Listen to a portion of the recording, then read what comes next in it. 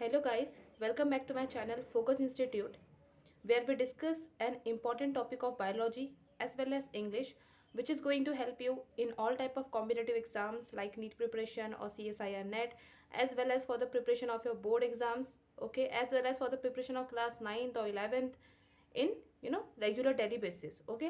तो आज जो हम टॉपिक लेकर आए इसके पहले हमने लंग्स के बारे में डिस्कस किया कि एग्जैक्टली लंग्स होता क्या है, लंग्स की एनाटॉमी क्या होती है, हमने उसका डायग्रामेटिक वे में डिस्क्रिप्शन देख लिया, इतने डीपली देखा ताकि नीट जैसे हायर एग्जाम्स में भी अगर इससे रिलेटेड कोई भी क्वेश्चंस आए तो आप इजीली उसे सॉल्व कर सको, ओके। फिर हमने देखा एलिवियोलाई के बारे में, एल्वियोलाइज के बारे में कि कैसे एक्चुअल में जो मेन रेस्पिरेटरी सेंटर है या फिर हम कहेंगे वर्क हॉर्स ऑफ लंग्स है वो कौन होता है, एल्वियोलाइज होता है। आज हम लेकर आए लंग्स का ही एक डिसऑर्डर जो क्या है, ट्यूबरक्यूलोसिस, है ना। हम में से हर कोई इससे फैमिलियर होगा कि एग्जैक्टली ट्यूबरक्यूलोसिस होता क्या है, लेकिन उसके बारे में ब्रीफ डिस्क्रिप्शन, उसके बारे में हर वो सारे फैक्ट्स जो कि आपको हेल्प करेंगे हर टाइप के कॉम्पिटिटिव प्रिपरेशन में as well as a piece of knowledge also, okay. देखिए, tuberculosis is an infectious disease that can cause infection in your lungs और अदर टिश्यूज, है ना। एक ऐसी डिजीज है, एक ऐसी इन्फेक्शियस डिजीज है, ओके। हम कह सकते हैं कि ये एक फैलने वाली डिजीज है, लेकिन हाँ इतने इजीली नहीं फैलती, ओके। जो क्या करते हैं आपके लंग्स को और लंग्स के साथ साथ और भी किसी भी ऑर्गन्स के टिश्यूज को इंक्लूडिंग ब्रेन, ब्रेन के टिश्यूज को भी क्या करती है, इफेक्ट करती है। ब्रेन हो गया, आपके एड्रेनल ग्लैंड हो गए, है ना, इनको किडनीज के ऊपर जो एड्रेनल ग्लैंड होते हैं वहाँ उसे भी क्या करती है, इफेक्ट करती है ये।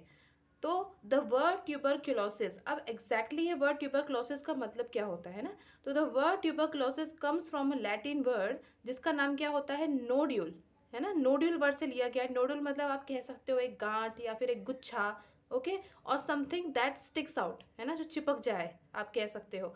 तो वो चीज़ होती है क्या, ट्यूबरक्लोसिस। तो पहले आपको पता होना चाहिए कि ट्यूबरक्लोसिस के क्या होते हैं, 3 स्टेज होते हैं। पहला तो होता है प्राइमरी इन्फेक्शन जो प्राइमरी स्टेज में होता है, दूसरा होता है लैटेंट इन्फेक्शन, तीसरा होता है एक्टिव ट्यूबरक्लोसिस डिजीज, है ना। तो देखिए लैटेंट और एक्टिव में डिफरेंस क्या होता है। देखिए हर कोई ऐसा नहीं है कि हर कोई इन्फेक्टिव हो जाए टीबी से, लेकिन कभी कभार क्या होता है कि जो टीबी से इन्फेक्टेड है उसमें भी आपको वो सिम्टम्स देखने को नहीं मिलेंगे, है ना, जो एक्चुअल में टीबी में होते हैं। उसका रीज़न क्या होता है कि मान लीजिए आपके पास वो बैक्टीरिया तो है, बैक्टीरियम वो वाला आपके बॉडी के अंदर जा चुका है, लेकिन वो अभी डॉर्मेंट स्टेज में है। Dormant stage in the sense कि वो अभी स्लीपिंग स्टेज में है ना।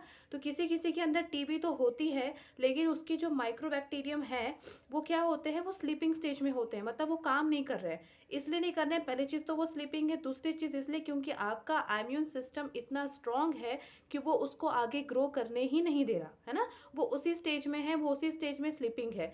तो उसको हम कहते हैं लैटेंट इन्फेक्शन, है ना, जो ज़्यादा सीरियस भी नहीं होता। और आप कह सकते हो कि ज़रूरी नहीं है कि ये, कभी कभी ऐसा होता है कि पूरे लाइफ टाइम ये लैटेंट ही बनकर रहे, मतलब ये एक्टिव हो ही ना।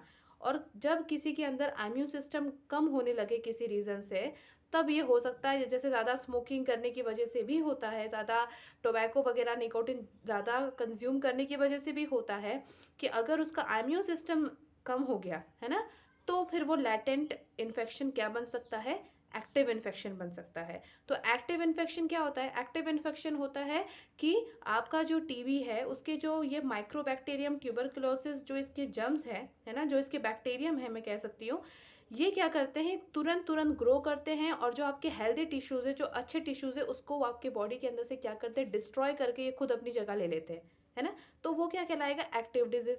तो आपको डिफरेंस पता होना चाहिए लैटेंट टीबी में, लैटेंट इन्फेक्शन में और एक्टिव टीबी डिजीज में, है ना।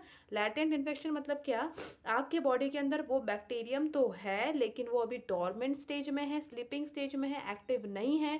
बहुत से ऐसे लोग होते हैं जिनको पता भी नहीं होता और उनके अंदर ये माइक्रोबैक्टीरियम ट्यूबरकुलोसिस होता है, लेकिन बस इतना है कि उनकी इम्यून सिस्टम इतनी स्ट्रांग है कि वो डॉर्मेंट स्टेज में ही रह सकते हैं अगर आप अपने आप को बूस्ट अप करके रखो, आपका इम्यून सिस्टम को आप क्या करके रखो, बूस्ट अप करके रखो, okay.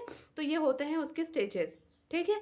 Next is what causes tuberculosis, tuberculosis होता कैसे है, ओके। तो TB is caused by the bacterium mycobacterium tuberculosis. TB किससे होता है, ये आपको नाम बिल्कुल अच्छे से याद रखना है, बहुत बार पूछा गया है कॉम्पिटेटिव एग्जाम्स में। माइक्रोबैक्टीरियम ट्यूबरकुलोसिस वो विलन है जो टीबी डिजीज फैलाता है, okay. The germs are spread through the air, obvious है इसके जर्म्स किससे आते हैं, एयर से ही आते हैं, and usually infects the lungs. Mostly तो ये लंग्स को इन्फेक्ट करते हैं, लेकिन ऐसा नहीं है कि सिर्फ लंग्स को इन्फेक्ट करते हैं, और भी बहुत सारे बॉडी पार्ट्स मैंने आपको कहा, इंक्लूडिंग आपका ब्रेन, इंक्लूडिंग आपकी किडनीज, सबको इन्फेक्ट करते हैं। हम आगे भी पढ़ेंगे उसके बारे में भी। Next is how is tuberculosis spread. Exactly ये स्प्रेड कैसे होता है? तो tuberculosis is spread through the air when a person with untreated TB disease of the lungs coughs, sneezes, laughs और सिंक्स, है ना। क्या होता है कि हवा से अगर कोई ऐसा टीबी वाला पेशेंट है जिसकी टीबी अभी तक फुल्ली ट्रीटेड नहीं है, अनट्रीटेड है ना, तो वो जब कफ, उसके कफ से जो सलाइवा के जो ड्रॉपलेट्स होते हैं, है ना, स्नीज जब करता है वो, या जब हंसेगा तब उसके जो कुछ ड्रॉपलेट्स बाहर निकलेंगे, सिंग करने में हमारे सलाइवा के ड्रॉपलेट बाहर निकलते हैं, है ना, तो उससे इन्फेक्ट होकर वो किसी हेल्दी पर्सन में ये जर्म्स ट्रांसफ़र हो सकते हैं। लेकिन मैं ये नहीं कह रही कि उसके अंदर एक्टिव ही हो जाएगा, जर्म ज़रूर ट्रांसफ़र होंगे, लेकिन वो लैटेंट फॉर्म में भी आपके बॉडी में रह सकते हैं अगर आपका इम्यून सिस्टम स्ट्रांग है। ओके, तो देखिए, latent tuberculosis infection means the person has a TB germs in the body but he or she is not sick and has no symptoms because the germs are sleeping in the body. मैंने अभी कहा ना, latent tuberculosis का मतलब क्या होता है कि आपके बॉडी में वो इन्फेक्शन है, वो टीबी जर्म्स हैं, लेकिन वो अभी क्या है, वो अभी डोमेंट स्टेज में है, क्योंकि आपका इम्यून सिस्टम स्ट्रांग है, इसलिए वो अभी एक्टिव नहीं है।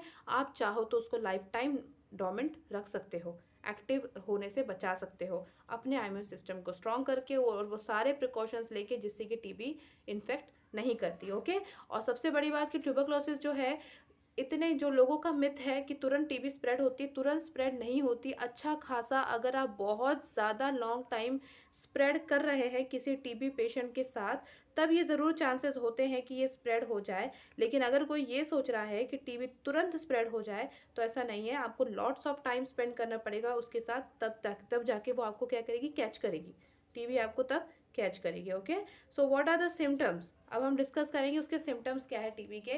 Number 1 is low grade fever. Fever आता है लेकिन हल्का हल्का, आप कह सकते हो लो ग्रेड का फीवर होगा वो। नाइट स्वेट्स, ये बहुत इंपॉर्टेंट है, रात में भी पसीना निकलेगा, आपको बहुत उलझन होगी भले ही कितनी भी ठंडी हो। ओके, देन वीकनेस और टायर्डनेस, बहुत कमजोरी आना, टायर्डनेस, हमेशा थकान महसूस करना, वेट लॉस, अचानक से आपका वेट लॉस होगा अनरीजनेबली। ओके, कफ, ठीक, चेस्ट पेन, छाती में दर्द होना, शॉर्टनेस ऑफ ब्रीथ, है ना, आप लंबी सांस नहीं ले पाएंगे, जैसे अनुलोम विलोम में हम गहरी सांस लेते हैं ना, क्योंकि टीबी क्या करता है, एल्वियोलस को भी क्या करता है, इन्फेक्ट करता है।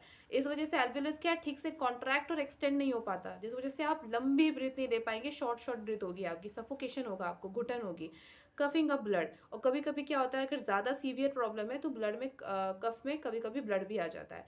तो आज हमने गाइस डिस्कस किया इसके सिम्टम्स, कैसे स्प्रेड होता है ना। कल हम डिस्कस करेंगे इसके ट्रीटमेंट के बारे में, इसके वैक्सीन के बारे में, डॉट्स के बारे में, और कुछ टीबी के फैक्ट्स के बारे में। Okay, so if you like my video please like, share, subscribe. TB की तरह मैंने कैंसर पर भी वीडियो बनाया है, please go and watch it. Okay, and thank you for watching my video.